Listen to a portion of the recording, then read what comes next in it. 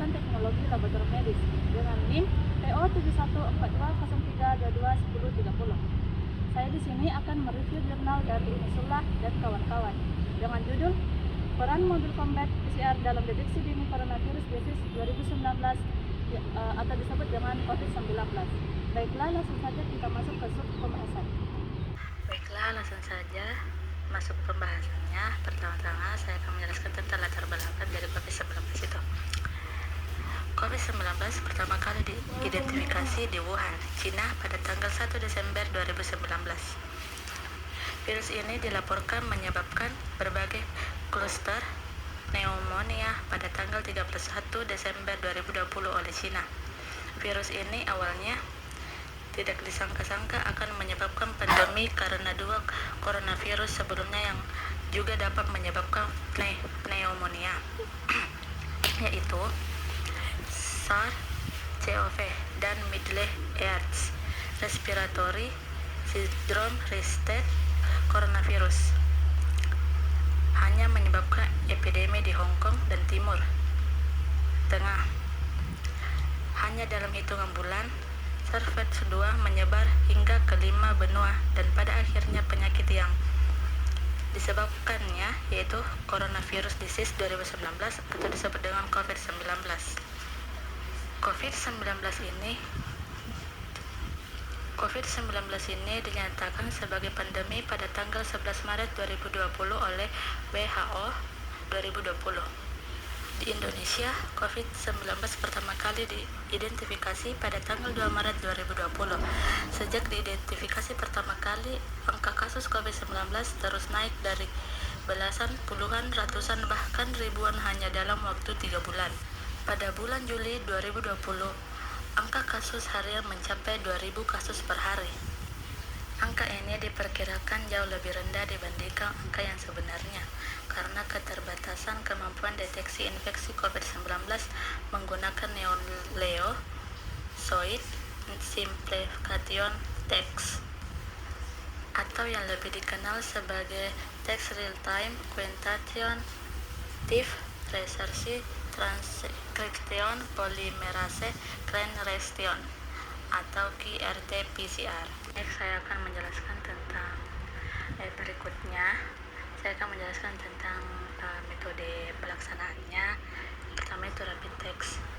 Jika orang yang hasil tesnya negatif namun kemudian mengalami gejala, maka ia akan disarankan untuk dikarantina diri sebelumnya melakukan tes lagi setidaknya 7 hari sejak tes sebelumnya. Manakala di dalam tesnya ditemukan positif, maka ini akan guidance tuntutan bagi kita untuk melakukan pemeriksaan antigen dengan menggunakan metode yang sudah kita ketahui yaitu real-time PCR. Ini yang kemudian dipakai dalam dasar di dalam kaitan dengan menegakkan diagnosis. Sebelum kita lanjut, apa sih metode tes PCR itu? Tes PCR adalah pemeriksaan molekuler yang dilakukan dengan metode amplifikasi atau memperbanyak materi genetik virus atau bakteri. Tes PCR sering dilakukan untuk mendeteksi keberadaan virus atau bakteri yang menyebabkan penyakit tertentu. Salah satu metode pengambilan sampel untuk tes PCR adalah dengan tes usap atau swab test. Contoh penyakit yang bisa didiagnosis melalui tes PCR dengan metode pengambilan sampel dari swab test adalah COVID-19. Selain dengan tes usap, pengambilan sampel untuk tes PCR akan disesuaikan dengan jenis penyakit yang ingin didiagnosis. Beberapa jenis sampel yang bisa digunakan untuk tes PCR adalah sampel darah, urin, sputum, bahkan cairan cerebrospinal atau CSF. Selanjutnya, cara pengambilan swab test. Tes usap bisa dilakukan pada hidung, saluran antara hidung dan tenggorokan, atau saluran antara mulut dan tenggorokan. Berikut ini adalah tahapan swab test yang akan dijalani oleh pasien. Pertama-tama, kita akan meminta pasien untuk melepaskan masker dan membuang ingus dari hidung bila ada. Lalu, kita akan meminta pasien menegakkan kepala untuk memudahkan proses pengambilan sampel lendir. Setelah itu, kita akan memasukkan alat swab yang menyerupai cotton bud panjang ke hidung hingga ke nasofaring, bagian atas tenggorokan yang terletak di bagian belakang hidung. Setelah itu kita akan memutar atau menggerakkan alat swab beberapa kali atau sekitar 15 detik agar lendir di nasofaring menempel di alat swab. Setelah proses pengambilan sampai lendir selesai, kita akan menarik alat swab secara perlahan dan pasien akan diminta memakai masker kembali. Berikut adalah hasil dari pemeriksaan melalui Mobile Combat PCR.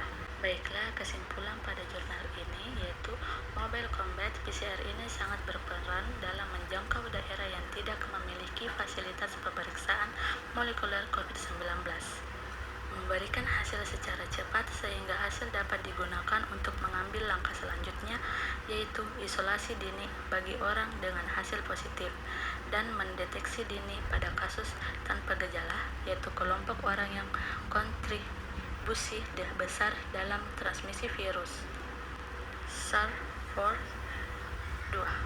Oke teman-teman, itu tadi review jurnal dari saya. Apabila ada kesalahan mohon dimaafkan. Wassalamualaikum warahmatullahi wabarakatuh.